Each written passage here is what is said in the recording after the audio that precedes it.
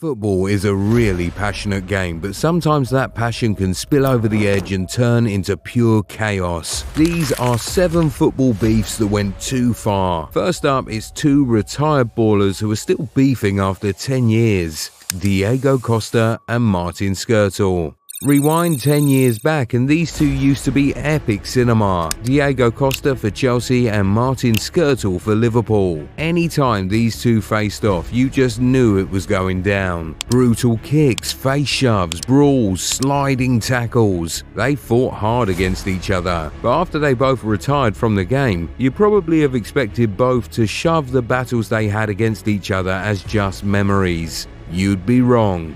Chelsea versus Liverpool in a Legends friendly game a couple of days back, and they were at it again. Talk about rolling back the years. The Unks still got it. At least they were able to end on good terms. Even posed for pictures after the game. When Neymar and Alvaro Gonzalez had beef though, it wasn't a happy ending. Neymar and Alvaro Gonzalez. Honestly, these two felt like a soap opera you kind of wanted to end, but also wanted to somehow drag on for a bit. The genesis? Neymar was representing PSG against Alvaro Gonzalez's Marseille in Le Classique back in 2020, when they both ended the match on really bad terms. See, they'd been having a go at each other all game, but toward the final seconds before kickoff, all hell broke loose between the two teams and both Neymar and Gonzalez got physical. The ref didn't have a choice. He sent Neymar off, but this was only the beginning. Neymar came back to accuse Alvaro Gonzalez of racially abusing him in the game. Naturally, Alvaro Gonzalez denied the accusations and even maintained that Neymar was trying to make a big deal out of what had really happened and paint himself as the victim. You just knew it wasn't finished between these two, and so when they met again in the Trophée des Champions in January 2021, they continued where they stopped. It was personal between the two. So many kicks. At one point, Alvaro Gonzalez even had hands on Neymar's face, but in the end it was Neymar and PSG who ran out 1-0 winners, and that's when the real battle between the two began. They took it to Twitter. Neymar called out Alvaro Gonzalez, and he replied back with a statement that he always takes out the trash, referring to Neymar as trash. Neymar's response? He flat out told Gonzalez that his parents forgot to teach him how to win. Gonzalez wasn't lying back though. He came at Neymar with a line he knew would hit him deep. He told Neymar he would always be in Pele's shadow. Ouch. Neymar though wanted to end the fight, and that's when he told Gonzalez that Gonzalez would always be in his shadow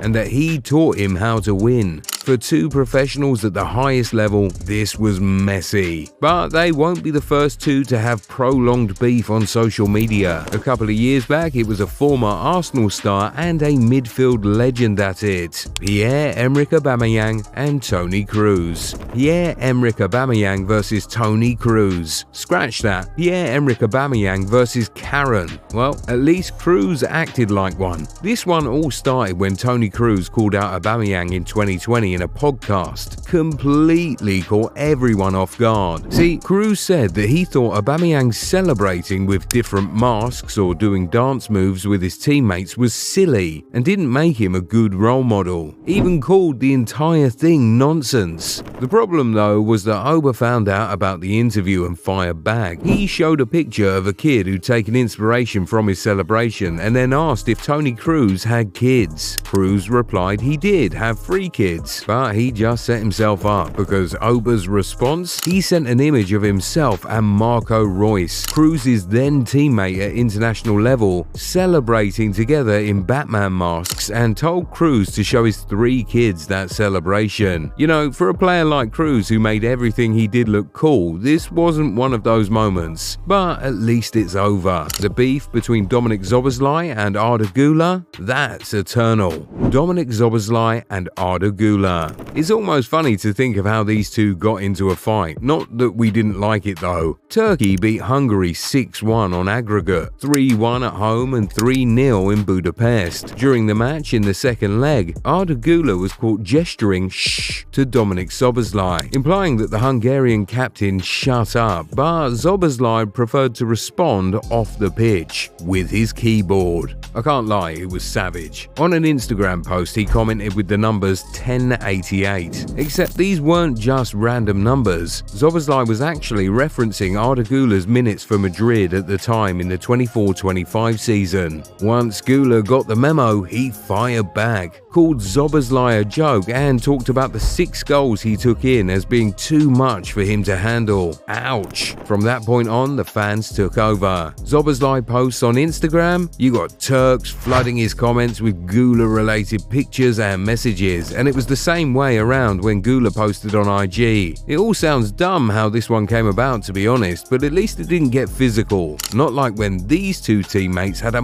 major brawl in a big game. Sadio Mane and Leroy Sané. There are anger issues, and there's what Sadio Mane and Leroy Sané had while playing for Bayern Munich. So what really happened then? Well, it was a Champions League game against Manchester City. Bayern lost 3-0 at the Etihad, but in the closing minutes of this one, Mane and Sané could be seen arguing. Except it wasn't just an argument, it was escalating. Apparently, Mane was pissed with how Sané was talking to him on the pitch. So right after the game, he was in the tunnel waiting for his teammate, and as soon as Sané came in, they went at it. And per multiple reports, Mane hit Sané and busted his lip open. Sané could be seen trying to hide the busted lip from the press, but the news was out by then. The Bayern head coach at the time, Thomas Tuchel, tried to sweep the issue over by claiming the club had dealt with it, but there was no hiding how big it was. So big that Mane left the club that summer despite only signing for the club the previous summer. I mean, Mane's always been a passionate guy, same with Sané, but getting to the point where they actually got physical is really crazy. The same team too. But so far we've only talked about players having beef with other players. What if I told you about the time Messi had beef with a manager that lasted over 20 years until he finally got his revenge in 2022? It really did happen.